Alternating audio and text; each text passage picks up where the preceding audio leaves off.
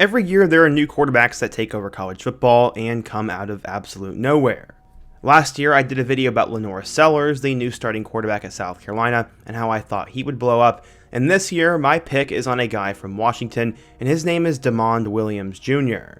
He's one of the best high school quarterbacks to ever come out of the state of Arizona, was a blue chip recruit coming out of high school, and even got Kyler Murray comparison. Last year for Washington, he played a little bit, and in a small sample size, he looked like a future superstar. Obviously, he is young and a little bit undersized, but many think that DeMond Williams Jr. could be one of the best quarterbacks in the Big Ten and be the next big thing to come out of Washington, following in the footsteps of Michael Penix Jr. a couple of years ago.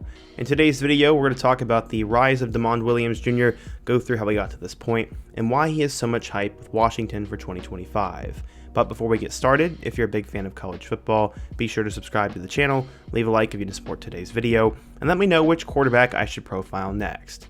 Now let's go ahead and get started and talk about DeMond Williams Jr. So, the story actually starts with his dad, DeMond Williams Sr., as he played cornerback for Michigan State and passed on his love and skill set of football to his son. The first time Chris McDonald met DeMond Williams Jr., he was just 7 years old. McDonald was the head football coach for their youth camp, and this was for second and third graders, and DeMond was the best of the bunch. He won the camp MVP for his efforts, taking home the grand prize of a Gatorade bottle. Kinda funny. When he first started playing football, the speed created an unfair advantage, as in his first game of flag football as a 6-year-old, DeMond Williams would actually score 6 touchdowns. 6 years later, he came back onto McDonald's radar, this time as he was playing for an 8th grade feeder program. He was already working with renowned quarterbacks coach Mike Giovando, who runs the Elevate Quarterback Academy in Phoenix. At 13 years old, he was destined for high school stardom. DeMond Williams Sr. said that when his son was 5 years old, he would sit next to him and help him break down film and come up with game plans, and that's just crazy for a 5-year-old in my opinion. He's always asking questions about the game, and when he got to high school, he was a big deal. While he was a little bit shorter, nobody was faster than him, as his dad said, quote, he always had that speed.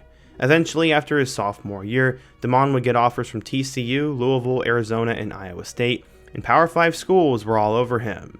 As a junior, he led his school to its first state title while throwing for 2,300 yards and 28 touchdowns with just 1 interception. After the season was over, he made his collegiate choice, deciding to go to Ole Miss. He had built relationships with head coach Lane Kiffin and Charlie Weiss Jr. He believed he could thrive in the Rebels offense. Williams had narrowed his list of colleges to Ole Miss, Arkansas, UCLA, Oregon, and Michigan State. But that didn't last forever, as in the summer between his junior and senior year, he would decommit from the Rebels on July 7th. This came 2 weeks after a big-time quarterback by the name of Austin Simmons decided to flip his commitment from Florida to Ole Miss and reclassify to 2023. His spot was sort of taken. But things then shifted, as Arizona was the 4th D1 program to extend him an offer, and that came back in January of 2021, so you remember them.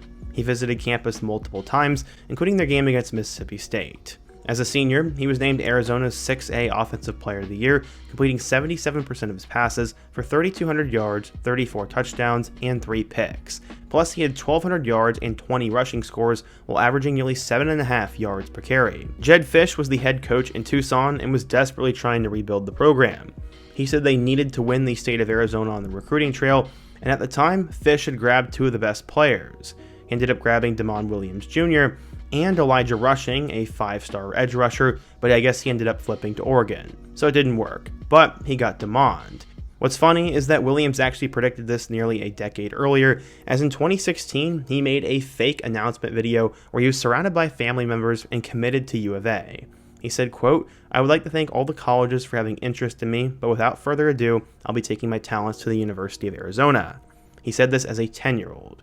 The staff made him an absolute priority, as during the first day in January, when coaches were allowed to get on the road and recruit, the entire Arizona coaching staff showed up at 6 a.m. South Point head coach Eric Rogers said, quote, that left a lasting impression, and there's no doubt about it. That was special, and it meant a lot to our football program and kids, and that kick-started everything. Yeah, DeMond was committed to Arizona and was a 4-star recruit, and when asking a West Coast recruiting analyst for 24/7 Sports, everyone agreed it was difficult to come up with a ranking for him, as they said, quote, there was a lot of healthy debate, you could say. He was only listed at 5'9" and 174 pounds, but at Washington, it was listed at 5'11", 185. It was probably somewhere between, and he was not the prototypical 6'4", 210 passer, who pretty much every scout loves. But many thought his talent and durability could translate to the FBS level. In total, Damon Williams passed for 10,000 yards with 93 touchdowns, also ran for nearly 3,000 yards and 42 more, and completed 71% of his passes in nearly 4 years as a starter. Some were calling him Kyler Murray, and according to 24/7 Sports, he was a 4-star recruit, the number 12 quarterback, and the 205th best player in the class of 2024. So, how did he end up doing at Arizona? Well, he had to enter the portal pretty quickly, as pretty much right when he got to campus, head coach Jedd Fisch decided to take the Washington job. Fisch had blown Arizona up back in 2023 and made them relevant, so when Kalen DeBoer took the Bama job, Fisch was the next guy they called, and he left. A week after the news broke that Fisch was leaving Arizona, Williams would enter the portal to explore his options. Obviously, he was going to follow Coach Jedd Fisch, and that's exactly what would happen. A couple months later, he was asked in April if he was going to push to be a starter as a true freshman, and he said, quote, "That's the goal. That should have always been the goal." The guy he was competing against was Will Rogers, who had nearly 12,000 passing yards and 94 touchdowns in his career, and was a redshirt senior. Rogers had been playing forever, so there was no way that Damon Williams would get a chance to play, right? Well, back in October, Jedd Fisch referred to him as the future face of the program, and at the time, Williams had yet to start a game and had never thrown for more than 75 yards. What's interesting is that he actually improbably achieved the goal of being a starter, as at the end of the season, he took the spot from Rogers, coming in and relieving Rogers in a 31-19 win, as he threw for 67 yards and had a touchdown.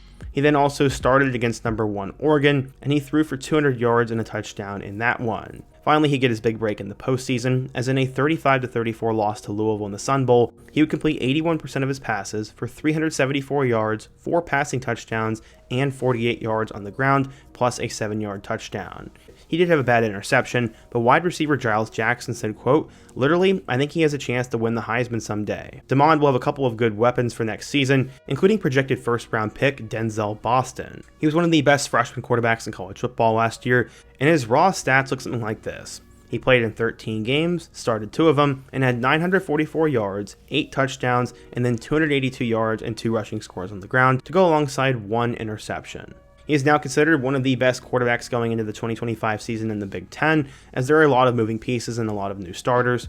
And last year, many thought he was the second best freshman quarterback in the conference, behind Nebraska's Dylan Raiola. Now everybody knows about Damon Williams Jr., and the secret is getting out about how good of a playmaker and how much potential he really has. Barring injury, there's no debating who Washington's next starting quarterback will be, and Jedd Fisch has been wanting this guy for a long time. Fisch said, quote, "He certainly evolved as a leader. You can certainly feel and see it out there. The fact that it's his team now, he's not sitting back, and he can understand that it's truly up to him if the offense is struggling to get it going." A couple years ago, it was absolutely awesome to see Michael Penix Jr. come in and explode, as Washington had a ton of awesome weapons with guys like Jalen McMillan, Rome Odunze, and Jalen Polk. Those guys were all so much fun to watch, and hopefully Washington can once again find their offensive stride and start putting up big numbers again. I know Jedd Fisch and Kalen DeBoer have different style of offenses, but this guy is going to be a lot of fun. He is a little bit different than Penix, but could be just as exciting. Again, Giles Jackson, who's now in the NFL, thinks that this guy has potential to win the Heisman. I know everybody shows a lot of confidence in their teammates, but he may have it in him. He was dominant in high school, has shown brilliance in his first couple of starts, and eerily reminds me of Lenore Sellers. In just a couple of snaps in 2023, Sellers looked like the real deal, and once he was given the keys, he had a couple of growing pains and then blew up. I see the same path for Damon Williams Jr., but what do you guys think? If you're a Washington fan, what do you think of Damon Williams? How do you think he will do this upcoming season? And who's another new starting quarterback in college football I could do a profile on next? Be sure to let me know down below, leave a like if you want to support today's video, subscribe if you're new, and check out one of the videos on the end screen. Hope to see you guys again soon, but until next time, peace.